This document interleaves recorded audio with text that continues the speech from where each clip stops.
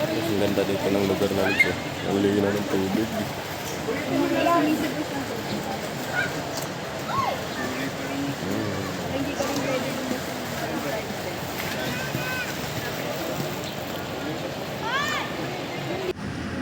Dito pala yung Lods sa 4A Resort sa Norsagaray, Bulacan. Kaya nagganyan ako Lods, ang lakas ng current ng tubig. Inaanod na ako niyan Lods, buti na lang may life vest. Kasi pag wala kang life vest talaga dito ay mahirap. Aano rin ka talaga. At may kalaliman pa naman din dito.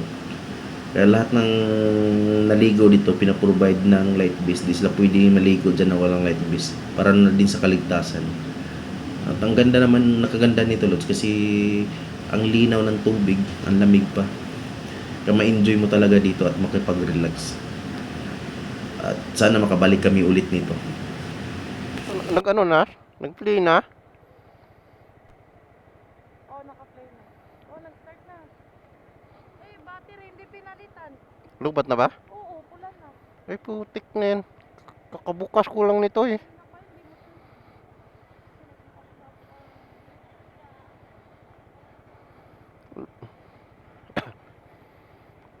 May kalahati pa kasi. Kalahati sa picture, pero sabi ko pula na. Dapat pinalitan mo na yung battery na.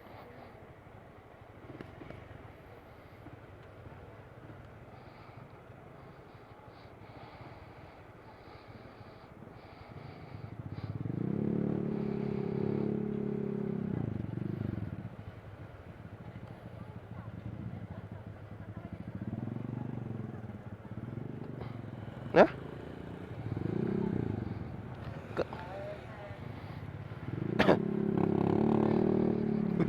Putsa. Lumipad.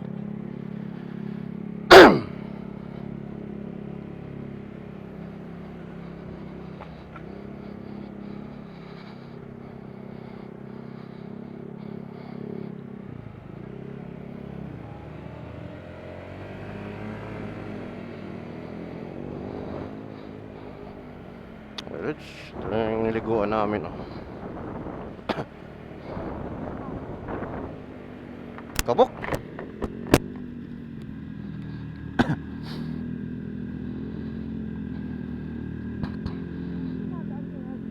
Ha?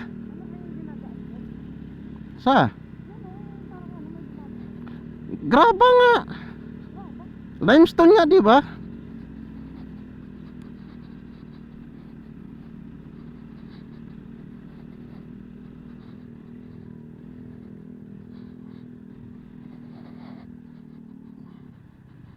Nakalak yung back?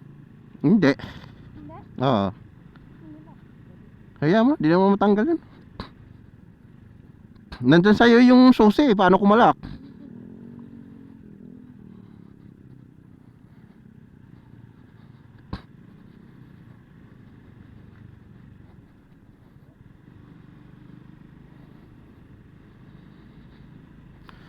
tagal ng panahon. Yung subdivision na. Naubos na yung mga puno.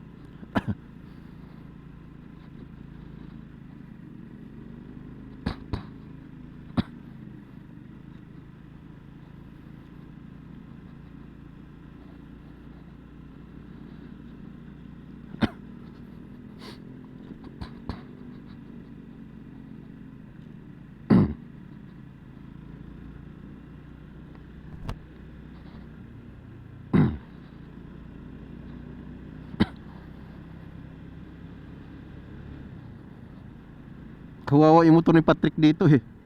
Kawawa kasi mababa. Yung motor ni Patrick.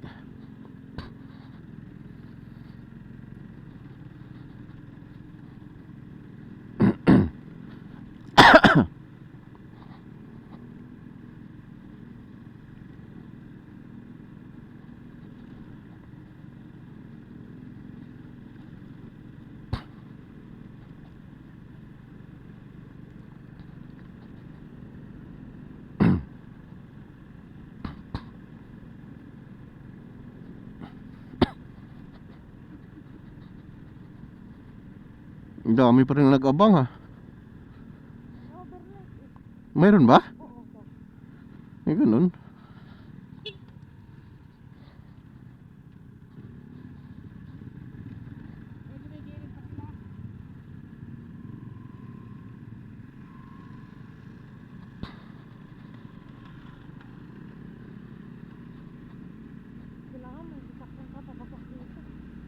Hmm.